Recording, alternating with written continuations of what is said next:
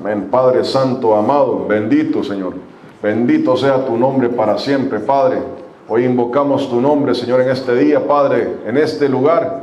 Dios mío, que es tu iglesia, Padre Santo, Señor, para que tu gloria se manifieste, Padre. Para que al igual que en este día, Señor, estos muros caigan, Dios mío, Santo, Señor. Toda ciudad fortificada que el diablo, Padre Santo, Señor, tenga aquí, Padre Santo, sea destruida en el nombre de Cristo Jesús, Padre. Haya liberación, Dios mío, en medio de tu pueblo, Padre amado, Señor, entre las personas que nos visitan, Padre, en el nombre de Cristo Jesús, Dios. Padre Santo, derrama tu gloria, tu bendición. Oh Espíritu de Dios, muévete con poder en el nombre de Cristo Jesús, Señor. Amén y amén. Amén.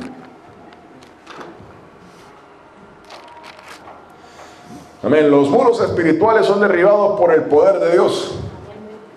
Aquí la palabra nos dice, este es el libro de Josué. El libro de Josué relata las guerras del pueblo de Israel, el ejército de Dios, para pasar a conquistar la tierra prometida. El libro de Josué, lo he dicho varias veces, es una sombra espiritual de la guerra del cristiano, de la persona ya creyente, tomando victoria en su vida. Cuando uno lee las páginas de Josué, está leyendo la salvación que Cristo está efectuando en la vida de todos los creyentes. Entonces ahí usted se puede reflejar en ese libro, la persona que es salva. En 1 Corintios 10:11 nos dice la palabra de que estas cosas pasaron de ejemplo, o han sido dejadas por ejemplo para nosotros. Una vez yo veía un reportaje de un hombre que no tenía el Espíritu de Dios, y decía de que cuando leemos los libros de historia de la Biblia, estamos leyendo los libros de historia, punto. Que el Espíritu Santo no habla nada ahí, está hablando nada más historia. Obviamente este hombre no tenía el Espíritu de Dios. Pero cuando leemos esto, estamos leyendo acerca de una victoria espiritual en la vida de cada creyente. La palabra nos dice ahí que los israelitas estaban a punto de tomar Jericó. La palabra Jericó significa luna, y vamos a ver más adelante esto. John Garstan excavó esta ciudad entre el año 1930 y el año 1936, 6 años estuvo excavando esta ciudad, y halló los muros destruidos. Halló Jericó, lo estuvieron excavando, y halló que los muros estaban caídos, y de ahí 2 italianos, su nombre era Lorenzo Nigro y Niccolo Machetti, también hicieron excavaciones y se dieron cuenta de que la ciudad había sido destruida por fuego, como lo relata la Biblia. Y si usted viaja a Israel, esa ciudad está ahí. Está ahí. O sea, esta historia es verdadera, no es un mito. Esto es algo que pasó, las ruinas están ahí, el muro caído está ahí. Y esta ciudad es importante. Esta ciudad es importante. Usted sabe que esta fue la primera ciudad que el pueblo de Israel tomó dentro de la tierra prometida. Cuando terminaron los 40 años de viajar en el desierto, iban a entrar a la tierra prometida, y ellos pasaron el Jordán, y esta era la primera ciudad de este lado del Jordán que los israelitas iban a tomar, de este lado del Jordán. Y 2 cosas importantes pasaron, y lo vemos ahí en el capítulo 5. 2 cosas importantes pasaron, que preparándose para tomar Jericó, ellos tomaron del fruto de la tierra, y el maná cesó. El maná que había caído por 40 años para alimentar al pueblo de Israel, más de 2 millones de personas, cesó cuando llegaron a Jericó. Ese es el primer evento que pasó. O sea, llegó el momento en que estaban delante de la tierra prometida, y Dios para su alimento para Israel. Yo le estaba diciendo, aquí termina este capítulo de la vida de Israel. Llegó el momento en que ustedes tienen que avanzar, tienen que conquistar esta tierra. Y Dios adrede para el maná. Dios a propósito para el maná, dice que aquí termina el milagro este. El alimento espiritual para Israel en el desierto termina aquí al pie de la tierra prometida. No era coincidencia, el Señor le estaba diciendo: ahora ustedes tienen que pasar a tomar la tierra prometida, ustedes tienen que entrar y conquistarla. Y para darles un incentivo les quitó el maná. Y el segundo evento importante que ocurre al llegar ahí, dice la palabra ahí en el capítulo 5, al final dice de que estando Josué viendo la tierra, viendo Jericó, dice la palabra que vio ahí al príncipe del ejército de Dios. Las personas afirman que este era el Señor Jesucristo, el ángel de Jehová,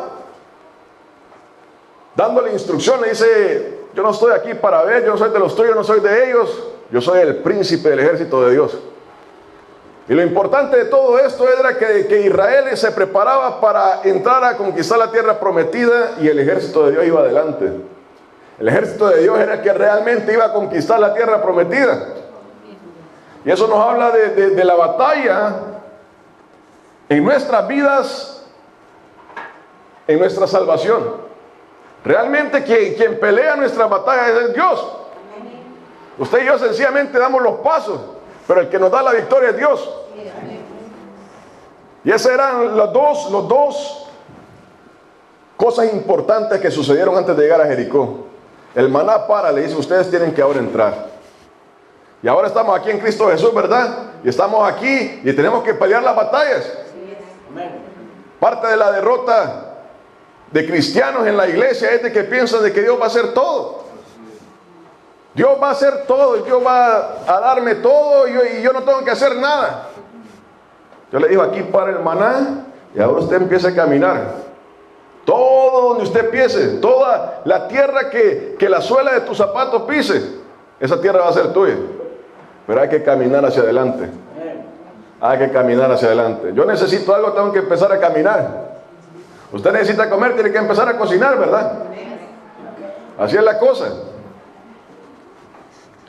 En el versículo 2 dice la palabra del Señor: y Jehová dijo a Josué: mira, yo he entregado en tu mano a Jericó y a su rey con sus varones de guerra. Yo he entregado a Jericó. Vea que realmente ahí fue donde comenzó la victoria de Israel. La victoria de toda persona comienza el día en que Dios da la orden. Ahí es donde comienza la victoria de toda persona, de todo pueblo, de la iglesia, del pueblo de Israel. Y eso era lo que Dios les dice ahí. Dice: yo he entregado todo. Y mire lo importante de esto. La primera ciudad entra el pueblo de Israel, el ejército de Israel, la primera ciudad. Y uno se imaginaría, lo lógico sería de que Dios les dice: miren, van a entrar a Jericó. Las murallas de Jericó eran 9 metros de alto, 6 metros de espesor.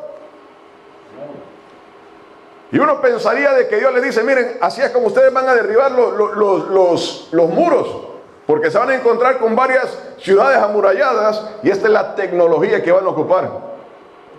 ¿Verdad que eso nos imaginaríamos nosotros, verdad? De que Dios les da una arma secreta, donde los israelitas dirán: ya tenemos la tecnología, tenemos la fuerza, tenemos lo que se necesita para conquistar. Más o menos como lo que pasa ahora en Israel, ¿verdad? De que Israel se ha convertido en el ejército más avanzado de toda la tierra.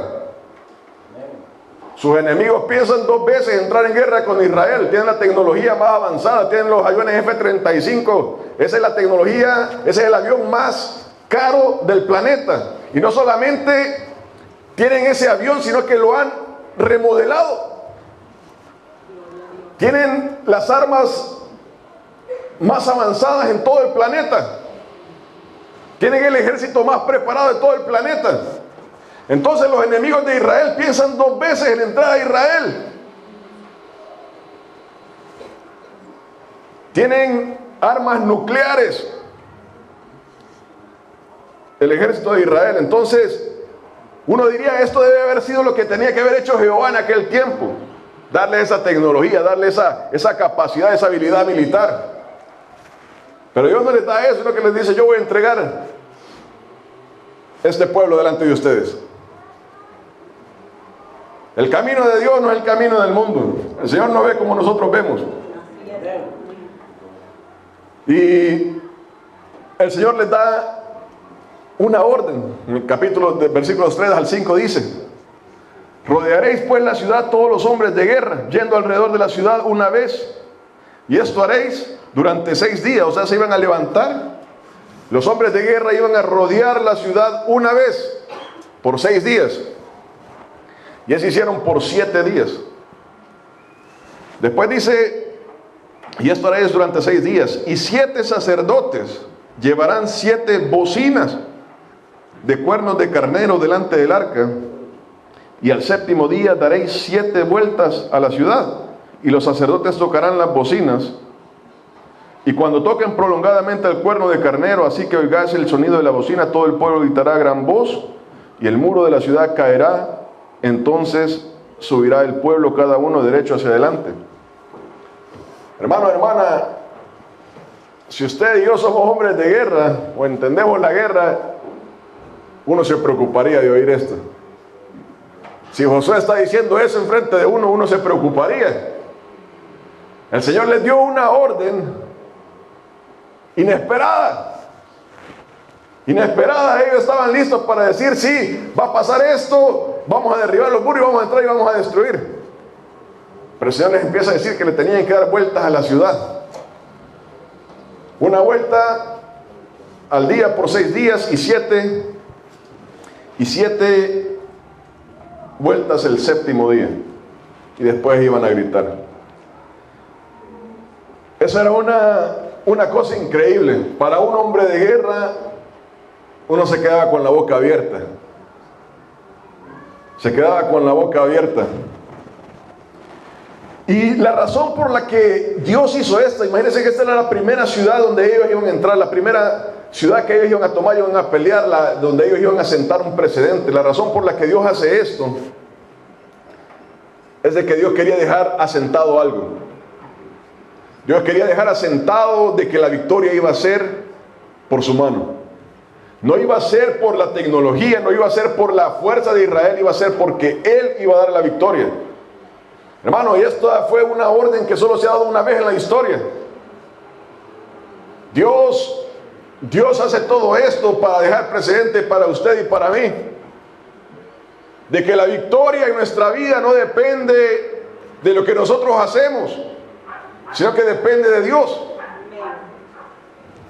¿Por qué Dios le ordena al pueblo que haga esto, que deje 6 vueltas y después de 7 vueltas?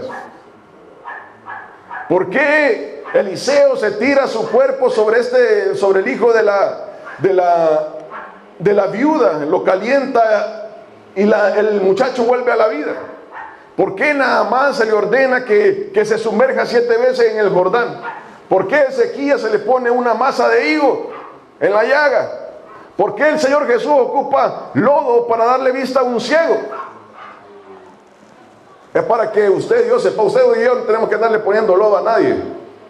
Eso fue algo que el Señor hizo una vez. Todo esto que estamos hablando, el Señor lo hizo una vez, y es para dejar por sentado a usted y a mí que no tenemos que andar haciendo esto. Quien depende de todo esto es Dios. Estos actos son inútiles, no tienen sentido, no sirven para nada. Si usted encuentra a una persona enferma, no le vaya a poner una masa de higo, a menos que el Señor le diga, ¿verdad? Pero usted y yo no podemos andar recreando lo que el Señor hizo, porque lo que el Señor está haciendo está demostrando de que estas son victorias de Él.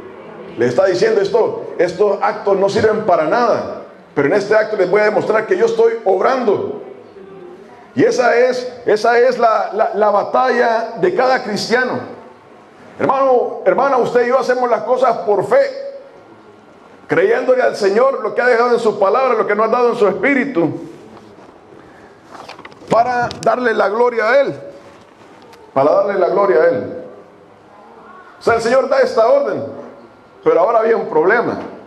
Había que obedecer la orden, ¿verdad? Versículos 6 al 16 dice: Llamando pues Josué, hijo de Nun, a los sacerdotes, les dijo: llevad el arca del pacto, y 7 sacerdotes lleven bocinas de cuerno de carnero delante del arca de Jehová. Y dijo al pueblo: pasad y rodead la ciudad, y los que estén armados pasarán delante del arca de Jehová. Y así que Josué hubo hablado al pueblo, los 7 sacerdotes, llevando las 7 bocinas de cuerno de carnero, pasaron delante del arca de Jehová, y tocaron las bocinas, y el arca del pacto de Jehová los seguía. Y los hombres armados iban delante de los sacerdotes que tocaban las bocinas, y la retaguardia iba tras el arca, mientras las bocinas sonaban continuamente. Y Josué mandó al pueblo diciendo: vosotros no gritaréis, ni se oirá vuestra voz, ni saldrá palabra de vuestra boca, hasta el día que yo os diga: gritad, entonces gritaréis. Así que él hizo que el arca de Jehová diera una vuelta alrededor de la ciudad, y volvieron luego al campamento, y ahí pasaron la noche. Y Josué se levantó de mañana, y los sacerdotes tomaron el arca de Jehová, y los 7 sacerdotes, llevando las 7 bocinas de cuerno de carnero, fueron delante del arca de Jehová, andando siempre y tocando las bocinas. Y los hombres armados iban delante de ellos, y la retaguardia iba tras el arca de Jehová, mientras las bocinas tocaban continuamente. Así dieron otra vuelta a la ciudad el segundo día, y volvieron al campamento, y de esta manera hicieron durante 6 días. Al 7º día se levantaron al despuntar el alba, y dieron vuelta a la ciudad de la misma manera 7 veces. Solamente este día dieron vuelta alrededor de ella 7 veces. Y cuando los sacerdotes tocaron la bocina la 7ª vez, Josué dijo al pueblo: gritad, porque Jehová os ha entregado la ciudad. La ciudad. Hermano, hermana, vuelvo a repetir, Dios había dado la orden, pero ahora estaba en los israelitas el seguir la orden o no.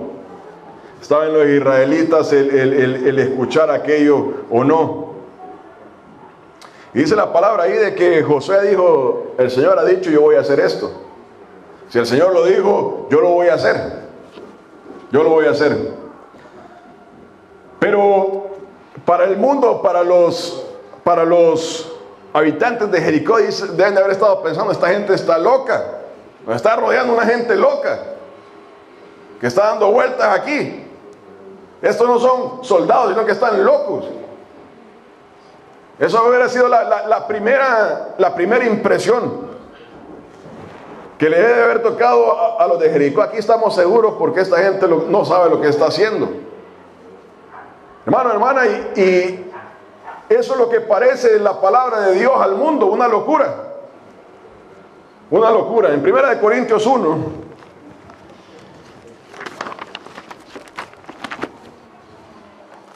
versículos del 18 al 24, nos dice: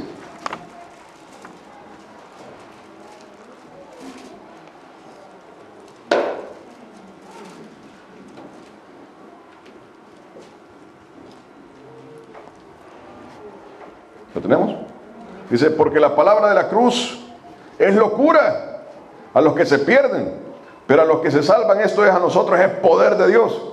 Pues está escrito: destruiré la sabiduría de los sabios y desecharé el entendimiento de los entendidos. ¿Dónde está el sabio? ¿Dónde está el escriba? ¿Dónde está el disputador de este siglo? ¿No ha enloquecido Dios la sabiduría del mundo?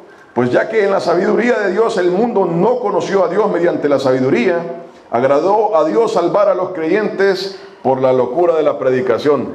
Porque los judíos piden señales y los griegos buscan sabiduría, pero nosotros predicamos a Cristo crucificado.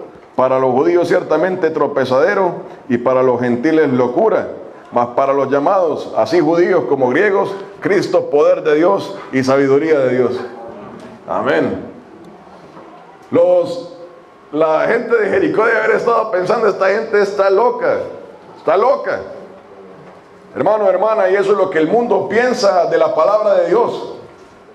La palabra de Dios dice de que el mundo piensa que el evangelio es locura.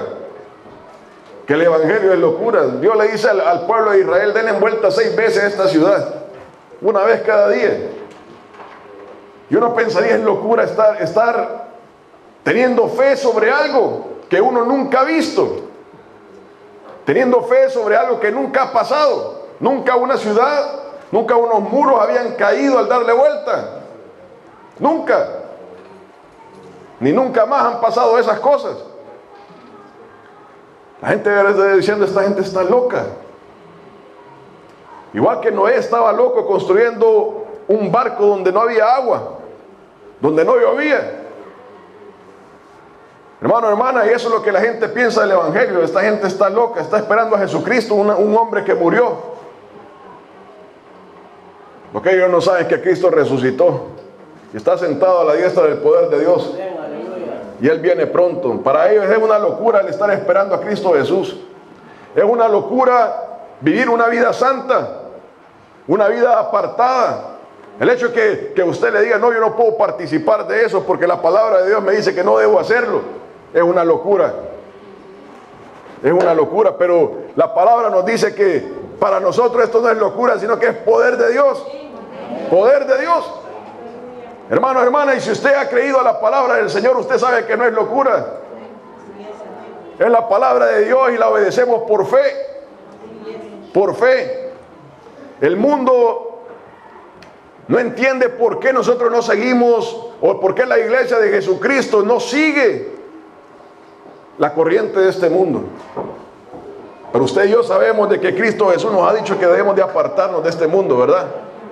Que debemos de buscar su palabra, su reino. Y el punto es de que los ojos de este mundo están velados. Entonces, cuando Dios le dice al pueblo de Israel que den la vuelta 6 veces a la ciudad, para aquellos que tienen fe en Dios, para esto es claro. Si Dios lo dijo, yo lo voy a hacer. Es así de fácil. Es así de fácil. No hay preguntas, no hay dudas. Dios dijo que hay que darle 6 vueltas a esta ciudad y yo lo voy a hacer. Yo lo voy a hacer porque Dios lo ha dicho. Dios lo dijo, Dios lo va a hacer. Pero en el mundo hay un velo, hermano, hermana. Hay un velo que para el Hijo de Dios, para la persona que tiene fe en Dios, ha sido quitado. Segunda de Corintios 3 habla de esto. Versículos del 12 al 18.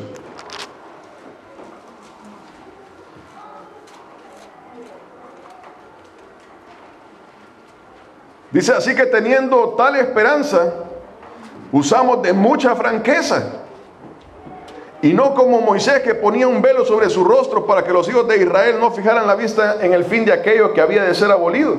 Pero el entendimiento de ellos se embotó, porque hasta el día de hoy, cuando leen el antiguo pacto, les queda el mismo velo no descubierto, el cual por Cristo Jesús es quitado.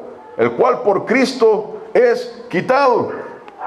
Y aún hasta el día de hoy, cuando se lee a Moisés, el velo está puesto sobre el corazón de ellos.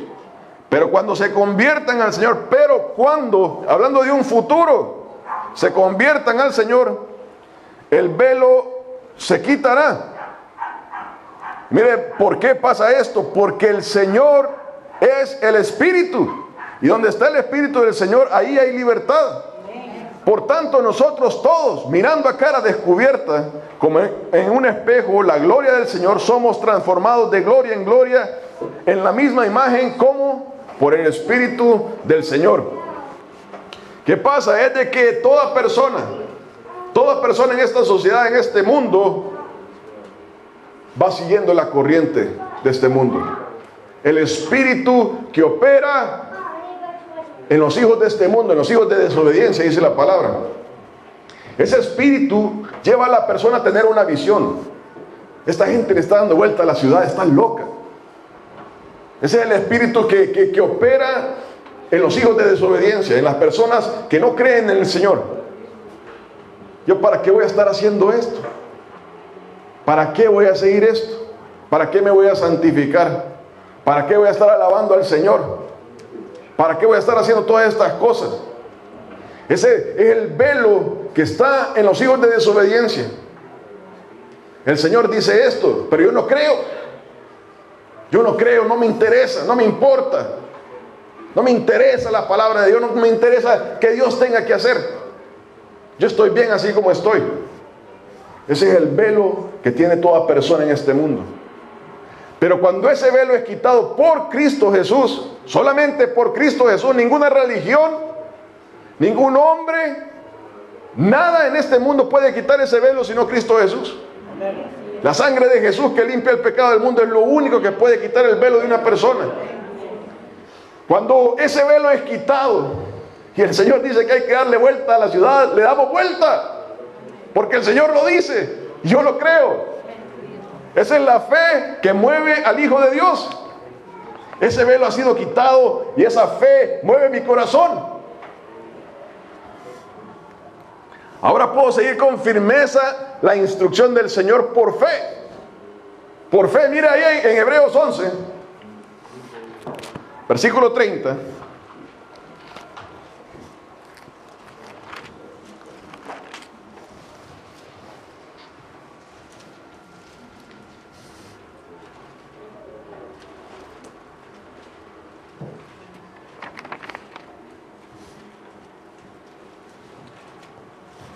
¿Lo tenemos? Desde el 29 dice: por la fe pasaron el mar rojo, el pueblo de Israel, como por tierra seca, intentando los egipcios hacer lo mismo, fueron ahogados. Por la fe, cayeron los muros de Jericó después de rodearlos 7 días. Por la fe cayeron los muros de Jericó. Los muros de Jericó, gente, científicos hoy en día quieren explicar de una manera matemática el por qué los muros de Jericó cayeron. Se le dio vuelta una vez por 6 días, se le dio vuelta 7 veces el último día. La tradición judía dice que eso fue durante el día del sábado, el día de descanso, cuando cayeron los muros de Jericó. Y los científicos están tratando de probar de una manera matemática, científica, el por qué los muros cayeron. 600,000 me parece que eran los hombres que se calculaban de guerra. 600,000 dándole la vuelta a la ciudad. Y empiezan a poner teorías ahí. La palabra de Dios dice que los muros de Jericó cayeron por fe.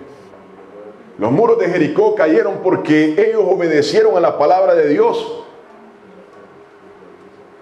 Y de la misma manera es como la victoria del cristiano ocurre.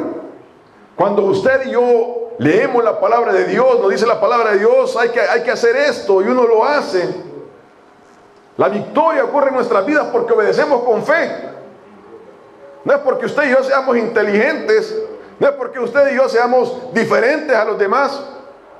Ocurre porque usted y yo pusimos fe en la palabra del Señor. Esa es la victoria. Es así de sencillo. Mira algo importante, hablando atrás, dice: por la fe pasaron el mar rojo como por tierra seca. Y esta es la parte importante, dice: intentándolo los egipcios hacer lo mismo, fueron ahogados. Muchas personas quieren obedecer la palabra de Dios. Voy a hacer esto, voy a hacer esto otro, voy a diezmar, voy a ir a la iglesia, voy a hacer esto, pero lo hacen sin fe, no creen en el Señor, lo hacen porque sencillamente quieren tener una mejor vida, pero sin fe. Dice la palabra ahí de que los egipcios hicieron exactamente lo mismo que los israelitas, exactamente lo mismo. ¿Y qué les pasó? Fueron ahogados. Fueron ahogados. Si la persona no viene buscando a Dios con esa fe, nada va a pasar. Nada va a pasar. Y la iglesia está llena de esto. No me refiero a esta iglesia, estoy hablando de la iglesia de Cristo en el mundo en general. Personas irreverentes delante de Dios. No les interesa en lo más mínimo tener un encuentro con Cristo Jesús. Ahí no va a ocurrir nada, hermano, hermana, nada. No va a pasar nada nunca. Porque la fe en el Señor no está ahí. La fe en Cristo Jesús de que quiero tener un encuentro con el Señor no está ahí. Ese ejército le puede haber dado 1000 vueltas a esos muros y nunca iban a caer si no lo hubieran hecho con fe. Si no lo hubieran hecho con fe. Hermanos, la fe lleva a la obediencia. Santiago, hablando de esto, dice de que La fe sin obras es muerta. Sí, el Señor nos va a entregar Jericó. Pero yo tengo fe de que aunque yo no salga, el Señor va a derribar los muros. Hermano, la fe lleva a la obediencia. La fe lleva a hacer obras. La fe lleva a moverse. Si no hay fe, no va a haber obediencia, o una obediencia genuina al Señor. Hermano, hermana, y había que perseverar. Mire qué curioso la orden del Señor. La orden del Señor era: hay que darle vuelta a la ciudad una vez por 6 días. Y el último día van a caer los muros. No van a caer en el día 3, no van a caer en el día 4, 5 o 6. Van a caer en el día 7. Eso fue lo que el Señor les dijo. Los muros van a caer hasta el día 7. Y la palabra nos dice ahí una cosa de que Josué les dijo: ustedes no vayan a hablar nada. No vayan a hablar, no vayan a gritar, no vayan a murmurar, porque nada va a pasar hasta el día 7. Eso habla de una perseverancia, hermano, hermana. Yo creo que en el día 3, en el día 4 ya muchos estaban diciendo: bueno, ya le dimos vuelta 3 veces, ¿verdad? Y no ha pasado nada. El día 4 ya le dimos vuelta 4 veces y no ha pasado nada. Y muchos cristianos somos así, ¿verdad? Vamos caminando en el Señor, y áreas de nuestra vida no mejoran. Y voy a poner un ejemplo: el área económica, el área de salud no mejora. Llevamos 3, 4 días dándole vuelta, llevamos 4, 10 años en el Señor, y todavía estoy en el mismo trabajo. Gloria a Dios, porque tengo el trabajo, ¿verdad? Y tengo la misma enfermedad, estoy pasando esto. Pero la palabra de Dios me dice de que tengo que llegar al 7º día. En el 7º día yo voy a tener victoria. Pero muchos dicen: ya pasaron 4, 10 años y todavía no tengo lo que quiero. Yo me voy. Y eso está hablando acerca de una perseveración. Hermano, los muros van a caer hasta el día 7. Y esa es una promesa para usted y para mí. Una profecía para usted y para mí. Los muros van a caer en el día 7, no antes. No antes. Y mire, y esto es realmente el tema de esta predicación, en el versículo 17.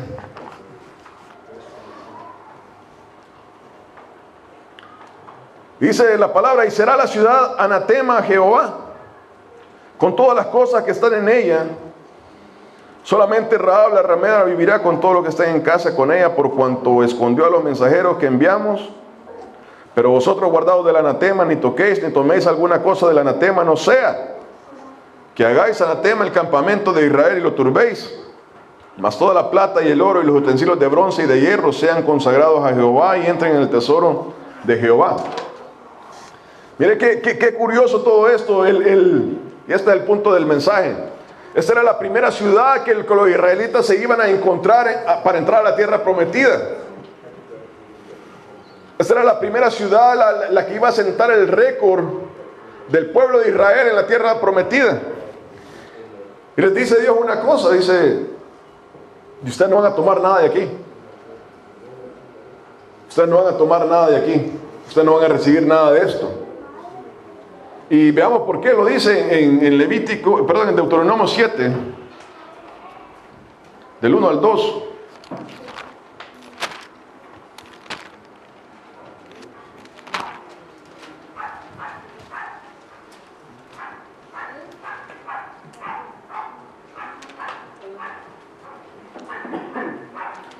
Dice: cuando Jehová, tu Dios, Deuteronomio está atrás de Josué.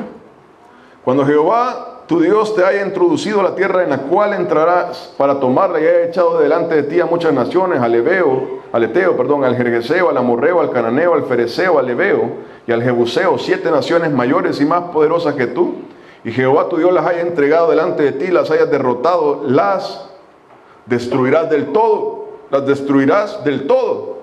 No harás con ellas alianza, ni tendráis de ella misericordia. Y en el versículo 24 y 26 de ahí mismo dice: Él entregará sus reyes en tu mano y tú destruirás el nombre de ellos de debajo del cielo. Nadie te hará frente hasta que los destruyas. Las esculturas de sus dioses quemaráis en el fuego. Oiga, no codiciaráis plata ni oro de ellas para tomarlo para ti, para que no tropieces en ello, pues es abominación a Jehová tu Dios. Y no traerás cosa abominable a tu casa, para que no seas anatema. Del todo la aborrecerás y la abominarás, porque es anatema. Y si vemos en Levítico 27, del 28 al 29, nos dice: pero no se venderá ni se rescatará ninguna cosa consagrada que alguno hubiera dedicado a Jehová de todo lo que tuviere, de hombres y animales y de las tierras de su posesión. Todo lo consagrado será cosa santísima para Jehová. Y mire, ninguna persona separada como anatema podrá ser rescatada indefectiblemente, ha de ser muerta. Entonces, la palabra de Dios nos dice anteriormente, antes de que el pueblo entrara a la tierra prometida, nos dice de que Dios iba a separar ciertas cosas como anatema, ciertas ciudades como anatema. Anatema quiere decir maldición. Maldición. Entonces Dios, cuando el pueblo de Israel entrara a la tierra prometida, iba a señalarle cosas como anatema. Les iba a decir: esto no lo toquen, esto olvídense, hay que quemarlo desde la puerta de entrada hasta donde termina. No vayan a andar agarrando nada, que esto es maldición. Y vea que la primera ciudad con el que se iba a enfrentar a Israel, Dios la determina anatema. Dios la determina anatema. Y ese es el punto de la predicación. Los muros van a ser derribados por el poder de Dios. Y esto nos está hablando acerca de una batalla espiritual. Vea que como primer punto, hablando acerca de lo que pasó con el pueblo de Israel, la razón por la que Dios determinaba que algo iba a ser anatema era porque muchas de estas ciudades todas las ciudades están entregadas al mal de un menor grado hasta un grado mayor, ¿verdad? Incluyendo Brisbane. Usted sale a las 10 de la noche y usted encuentra ahí, hasta Satanás puede encontrar ahí. No, hablando de lo que se practica en la ciudad, en esta ciudad y en todas las ciudades del mundo. Hablando de las maldades, digo yo. Y había ciertas ciudades, y en específico Jericó, estaban entregadas al mal. Yo, hablando de esto, decía que el nombre de Jericó era Luna. Esa es la traducción de Jericó. Y obviamente no le doy a ciencia cierta a esto, ¿verdad? Pero la luna tiene una connotación espiritual, donde en el mundo oculto la luna juega un papel importante en el mundo de Satanás.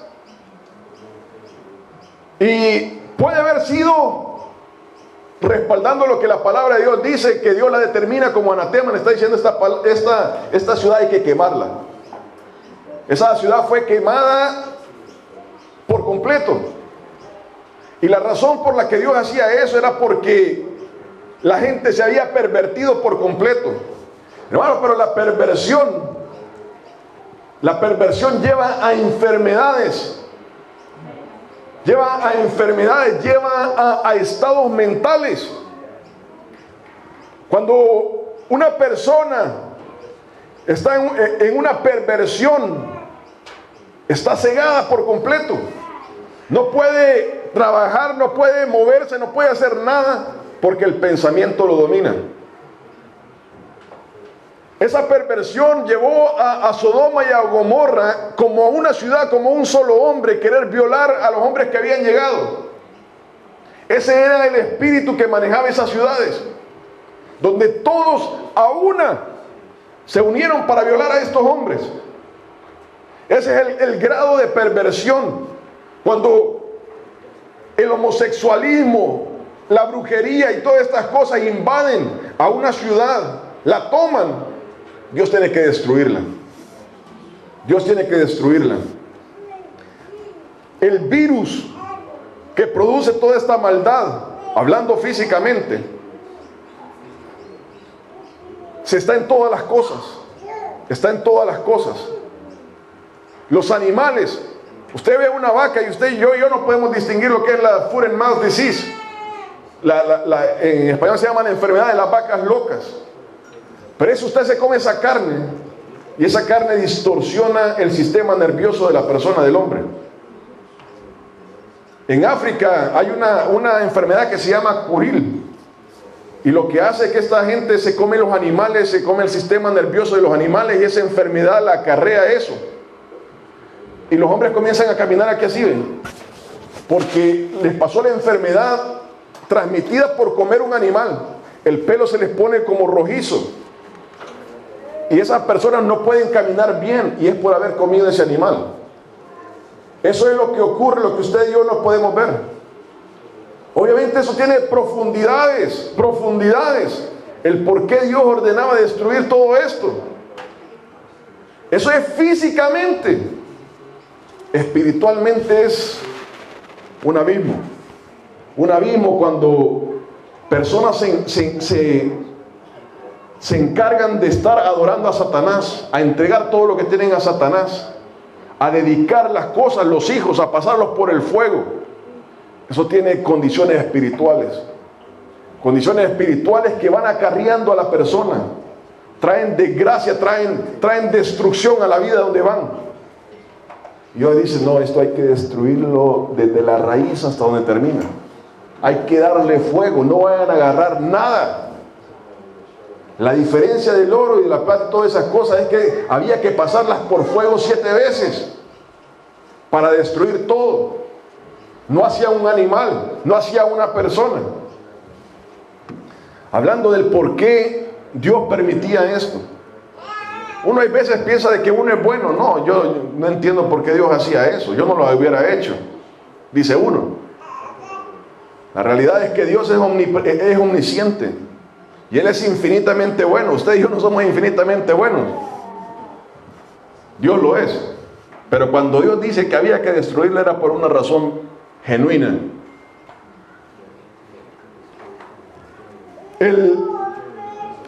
La ciudad de Jericó fue la primera ciudad que iban a tomar, y esto espiritualmente nos habla de una cosa, y es lo que dice Mateo 12, versículos 28 al 29. Hablando de esto, Jesucristo dice de que cuando una casa está dominada por un hombre fuerte, primero hay que atarlo. Usted no puede pasar más adelante de esa casa si primero no se enfrenta al hombre fuerte. Ese es un principio espiritual. Veamos qué dice Mateo 12.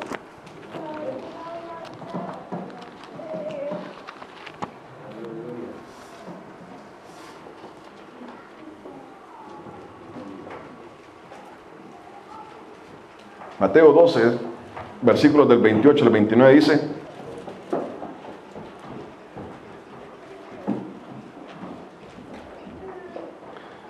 pero si yo, Jesucristo, por el Espíritu de Dios, echo fuera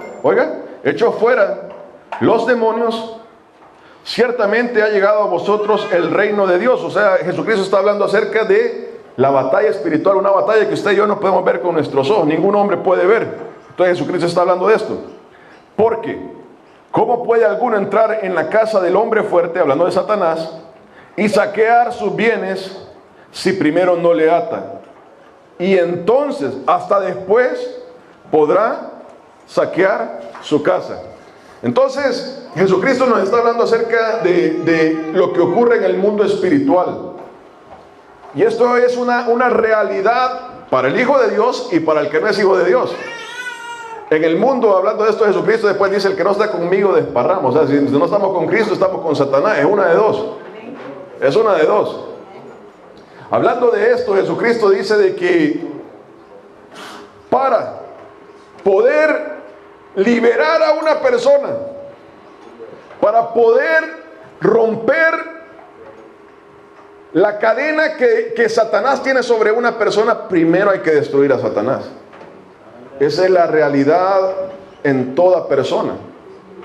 Usted y yo no podemos hacer esto. Usted y yo no podemos hacer esto. Es solamente algo que Jesucristo puede hacer. Y dice ahí, primero hay que atarlo para después, una vez que esto ha pasado, para después saquearlo, quitarle todo lo que tiene. O sea, primero hay que enfrentarse a Satanás, primero hay que destruir a Satanás, para después hacer algo. Para después poder hacer algo. Yo me imagino que cuando el pueblo de Israel estaba ahí en la tierra de Israel, en la tierra prometida, deben de haber visto todas esas ciudades fortificadas y deben de haber dicho, wow, aquí nos va a tocar duro, aquí es, a esto no se le ve pies ni cabeza. A esto no se le ve pies ni cabeza. Yo no sé cómo vamos a hacer esto. Yo me imagino que ese debe haber sido el pensamiento, hubiera sido mi pensamiento. Hermano, hermana, y ese es como uno ve, hay veces la vida de los hombres. Uno ve personas y uno habla con las personas y dice, esta persona está atada por completo por Satanás. Está en una prisión de oscuridad que cada cosa que habla, cada cosa que ve, cada cosa que hace, uno puede notar que está sumergido en la maldad de Satanás. Para que Dios pueda hacer algo en esta persona tiene que ocurrir un milagro. Esto no se puede de otra manera. Lo primero que Dios le dice a Israel es que tienen que pasar por Jericó. Y esa ciudad hay que destruirla. Hermano, y eso representa este principio que Jesucristo está hablando. Primero hay que destruir el principado espiritual que rige aquella tierra, que rige a una persona.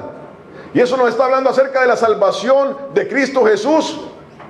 Cuando Cristo Jesús llega a la vida de una persona, tiene que romper toda cadena que esa persona tiene en su vida. Cristo tiene que llegar a destruir todo eso. Hermano, hermana, esto se refleja, esta ciudad fortificada se refleja en las cadenas que las personas llevan. El alcoholismo, las drogas, el homosexualismo, la drogadicción, estar prisionero de pensamientos que llevan al hombre a atarlo, a la mujer a atarlos, que no pueden salir de esa prisión. Solamente el poder de Cristo Jesús puede hacerlos libres. Solamente Cristo Jesús puede entrar y atar a ese hombre, a Satanás, para después liberar toda esa área, toda esa vida.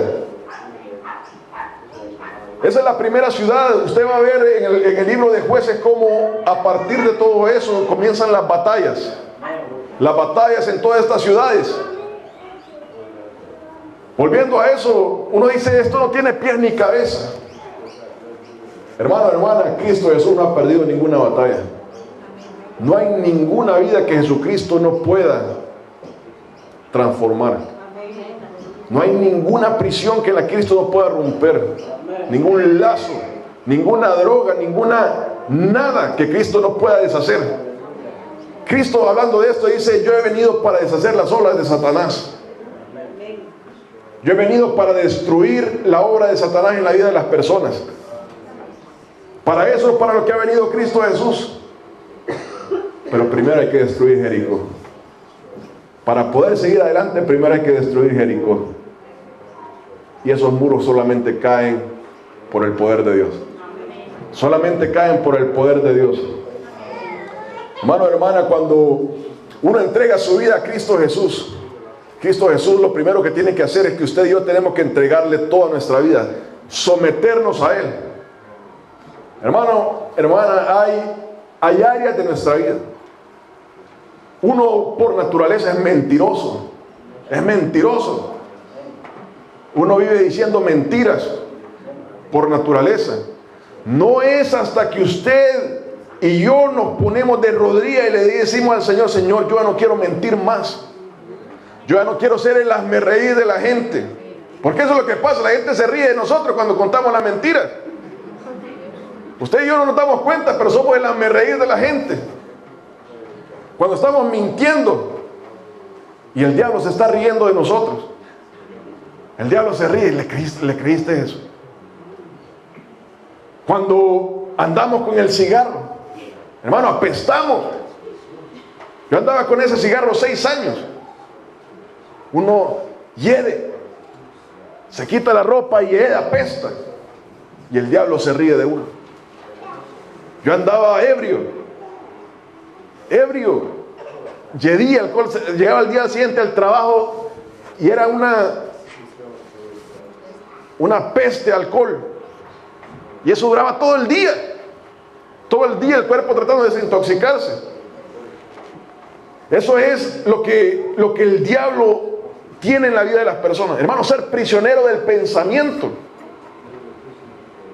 ¿Usted ha visto esto? Cómo personas son prisioneras del pensamiento. Están al borde de la locura. Ese pensamiento controla sus vidas. Los mueve. Solamente Cristo Jesús puede destruir eso. Hermano, hermana, y se lo digo por testimonio. Esa era mi vida. Y como pastor uno se da cuenta del testimonio de los demás. Y uno se ha dado cuenta de la obra que el Señor va haciendo. Cómo el Señor va sacando una por una, va destruyendo una por una esas ciudades fortificadas. Pero para eso hay que entregársela al Señor. Para eso hay que obedecer al Señor. Para eso hay que tenerle fe al Señor. Hermano, hermana, nada va a ocurrir si usted y yo no nos arrodillamos y le entregamos esas cosas al Señor. Nada. Dios le dijo: hay que darle vuelta 6 veces a esta ciudad. Hermano, hay que darle 6 vueltas a la ciudad. Es así de fácil. Si usted y yo queremos libertad para nuestra vida, tenemos que entregarle todo al Señor.